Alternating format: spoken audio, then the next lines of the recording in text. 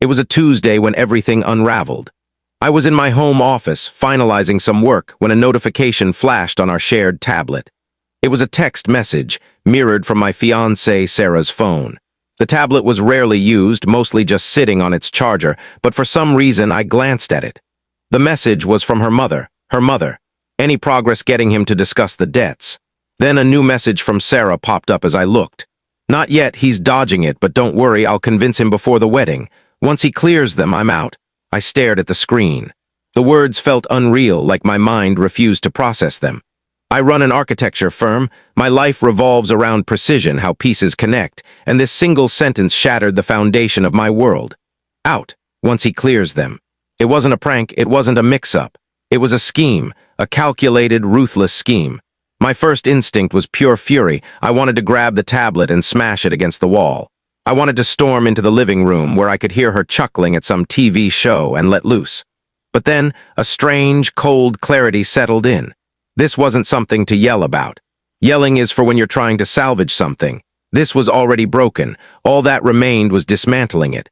I snapped a photo of the tablet screen with my phone. I emailed it to myself. Then I scrolled through the message thread on the tablet. She'd been reckless, so confident her dependable, predictable fiancé would never suspect. The evidence stretched back months. A carefully crafted plot, orchestrated by her mother to trick me into paying off her $150,000 student loan debt from her art history degree. There were messages from her mom guiding her every move.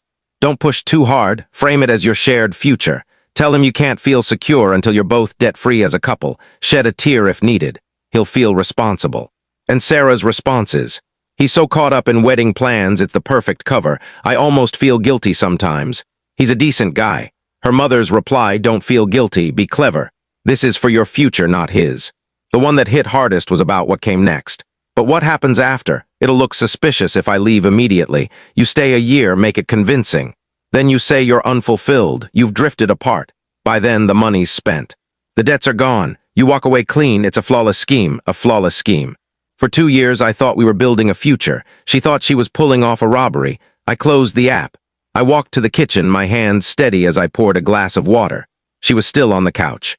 Hey, love, she called, eyes glued to the TV. You okay? You're quiet. Just mulling over a project, I replied. My voice sounded normal. I'd never felt so composed. She thought she was playing a game of strategy, believing I didn't even know the board existed. She had no clue I'd seen every move she planned, and I was about to overturn the table. Update 1. The 2 weeks that followed were surreal. I didn't confront her, not yet. A confrontation would lead to denials, crocodile tears, and empty promises. It would be chaotic. I don't do chaos. I do precise, clean, and decisive. Thank you for the feedback on my first post. Many of you suggested playing the long game, but I couldn't. Every second in the same house as her felt like a betrayal. My plan had to be swift and devastating. First, I gathered evidence, every text message. I also examined our finances. She lived in my house. I covered the mortgage, utilities, everything. She drove a car registered in my name. I paid for her insurance, gas, our trips, our dinners out.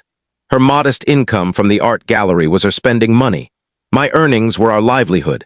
I'd been sustaining a leech, and she planned to drain me one last time before abandoning me. My lawyer, a no-frills guy named Tom, outlined my next steps. As a girlfriend, she has no legal claim to your property or assets. Your only risk is if you willingly hand over a large sum. Her entire plan depends on you agreeing to pay those loans, so you're going to agree. That was the strategy. Let her think she was winning. Lead her to the finish line, let her savor the triumph, then pull the ground out from under her so fast she wouldn't recover. So I played the role. A few days after finding the texts, I brought it up. We were cooking dinner. I sighed heavily and said, I've been thinking about what you mentioned, about your loans.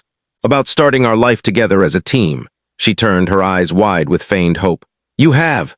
Yeah, I said. I don't want that weighing us down. It's my wedding gift to you. I'll pay them off. She burst into tears. It was a performance worthy of an award. She hugged me, sobbing about how I was the most generous, incredible man she'd ever known.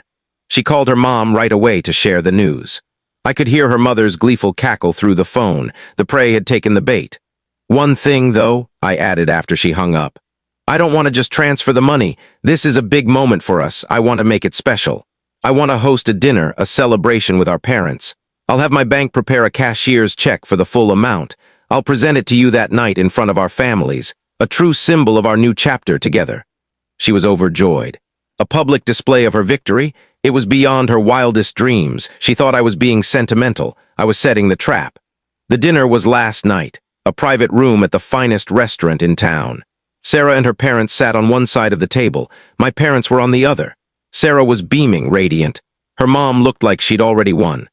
Her dad, a nice guy who I now realized was oblivious, just seemed happy for his daughter. We went through the motions, chit-chat, wine, starters. Sarah and her mom kept sharing smug little glances. My parents were talking about their excitement for the wedding. Then, after the main course, I stood up. I held a single envelope. "As you all know," I began, "I've gathered you here for a special purpose. Sarah and I are about to start a life together, and I want to begin that life on solid ground. Sarah, your student loan debt has been a heavy burden, and because I love you, I want to lift it. So, as my wedding gift to you, I'm paying off your entire student loan debt." My parents smiled, touched by the gesture. Sarah's dad patted my arm. Sarah and her mom were practically buzzing with excitement.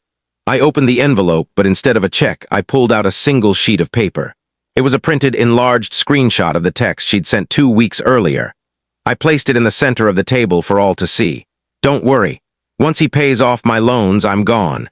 The silence that filled the room was deafening. Sarah's face went from glowing joy to ashen terror in an instant. Her mother looked like she'd been struck. My parents stared at the paper, then at Sarah, their expressions a mix of confusion and revulsion. Her father read the text and his face fell. The realization dawning on him was agonizing to witness. "This was never about a marriage," I said, my voice icy and steady. "It was a scam, a brilliantly planned scam, I'll give you that. Your mother should be proud." I pulled out another set of papers, copies of the text exchanges between Sarah and her mom, detailing their scheme. I handed one set to my parents and one to her father. "I believe these will clarify any doubts," I said. Sarah started sobbing, a desperate, choking sound. "James, no, it's not what it seems. I can explain." "There's nothing to explain," I cut her off. "You laid it all out perfectly in your texts. The wedding is canceled. We are done." I turned to her dad. "I'm sorry you had to learn this way. You raised a daughter, but your wife raised a swindler." Then I stood. "Mom, Dad, let's go." We left the restaurant, leaving them in the ruins. The aftermath began before I even reached my car. A frantic voicemail from Sarah, screaming and crying, followed by a text. "You've destroyed my life." My response was simple. "No, I just stopped funding it." I got home and her belongings were already gone. I'd arranged for movers to pack and deliver them to her parents' house during dinner. The locks were changed. The digital code was reset. For the past 24 hours, my phone has been a battlefield. I blocked her number and her mom's, but a final desperate voicemail came through from a blocked number this morning. It was Sarah. "James, please," she sobbed. "You can't do this. I messed up horribly. My mom pushed me into it, please. I'm going to your parents' house. I'll talk to them. They care about me. They'll make you listen." She thinks this is a negotiation. She thinks her crocodile tears can sway my parents. She doesn't know my father. She doesn't know what happens when you try to deceive a family of architects. She's about to face the man who taught me how to spot a critical flaw from a distance. "Hey everyone, it's James, the op from the student loan scam story. First, the response to my initial post was overwhelming. I read hundreds of your comments, and it was reassuring to know I wasn't overreacting. Many of you asked for an update, especially about what would happen when my ex-fiancée, Sarah, confronted my parents. Well, she did, and the outcome was more dramatic than I could have imagined. Here's the final chapter. After the dinner where I exposed everything, I went silent. I blocked Sarah and her mom on all platforms. The quiet was liberating.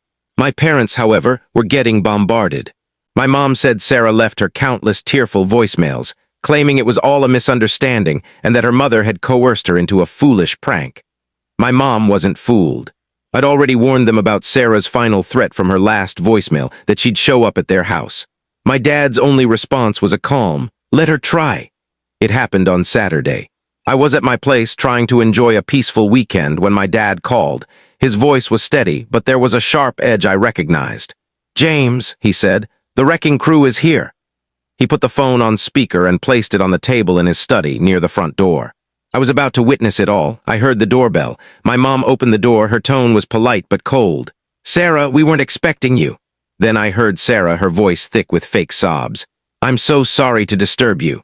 I just had to talk. I need to explain. James won't listen and he's not thinking straight. He's throwing away everything over a misunderstanding. It's not a misunderstanding when it's written plain as day, Sarah, a deep voice interrupted.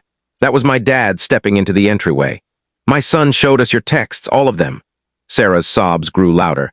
That wasn't me, it was my mother. She's obsessed with my loans. She filled my head with those ideas. I love James. I'd never hurt him, you know me, you know I love him. My dad let her finish. The silence lingered for a moment. Then he said, I'm an architect, Sarah. My son is an architect. We build things, structures, relationships, families. The first rule of building anything lasting is a strong foundation. You don't build on lies, you don't build on deceit, and you certainly don't build on a plan of betrayal and fraud. It wasn't fraud, she wailed. It was a mistake. Was it a mistake when you texted your mother you'd stay a year to make it look convincing before leaving? My dad asked, his voice cutting like a blade. Was it a mistake when you wrote that once you were debt-free you'd have options and wouldn't be trapped? That's not a mistake. That's a carefully engineered plan, technically impressive but morally reprehensible. He wasn't raising his voice. He was dismantling her piece by piece with surgical accuracy. You didn't come here to explain, my dad continued. You came to execute the next phase of your scheme. You couldn't manipulate my son, so now you're trying his parents. You see us as another weak point to exploit, but you're wrong. This family is not a fragile structure. Just as Sarah was about to launch another round of excuses, I heard a car pull up. Another knock at the door. My mom opened it again. Oh, for goodness sake, she muttered. It was Sarah's parents. Her father, Robert, led the way, looking flustered. Her mother, Linda, followed, her face a mask of calculated concern. We're so sorry to barge in like this, Robert began, trying to sound reasonable. Our daughter is devastated, as you can imagine. This is all a terrible misunderstanding. I think James may have overreacted. My dad cut him off. Overreacted? Robert, I saw the texts. Your wife guided your daughter step by step on how to commit financial fraud against my son. Did you know? Robert straightened, feigning indignation. Of course not. I'm as shocked as you are. Linda was just trying to ease Sarah's financial stress. Her approach was misguided, but her intentions were good. I had to hand it to him. He was convincing. At the restaurant, I'd almost pitied him. I thought he was an innocent bystander in his wife's and daughter's plot. But my father has been designing and negotiating contracts for 40 years. He can smell a lie from a mile away. So you're saying, my dad said slowly, that your wife and daughter planned this for over 6 months, and you, her husband and father, had no clue. You live together, share finances, and never once discussed a scheme to extract $150,000 from my son. I'm a busy man, Robert said dismissively. I don't get involved in their daily drama. I see, my dad said. Then he landed the final strike. That's curious, because I spoke with my son's lawyer this morning. He was very interested in the legal definition of conspiracy to commit fraud. He mentioned that in cases like this, investigators often review a family's entire financial history, phone records, bank statements, everything, to determine who knew what. A forensic accountant can uncover remarkable things. The threat was subtle but unmistakable, and it worked. Robert's face paled. Linda let out a small gasp. This is too much, Robert stammered, his composure crumbling. There's no need for lawyers. Isn't there? My dad replied. Your daughter tried to steal an amount equivalent to a house down payment. That's not a misunderstanding. That's grand larceny dressed up in a wedding gown. And you, by your own admission, either knew and did nothing, making you complicit, or you were so willfully blind to the scheme under your roof that it's gross negligence. Either way, you have no standing here. He turned back to Sarah. You came here hoping for an ally. You won't find one. You targeted my son because you thought his kindness was a flaw. You saw his stability as an opportunity. You're a predator, and you're no longer welcome in this family or this house. The engagement is over. The relationship is over.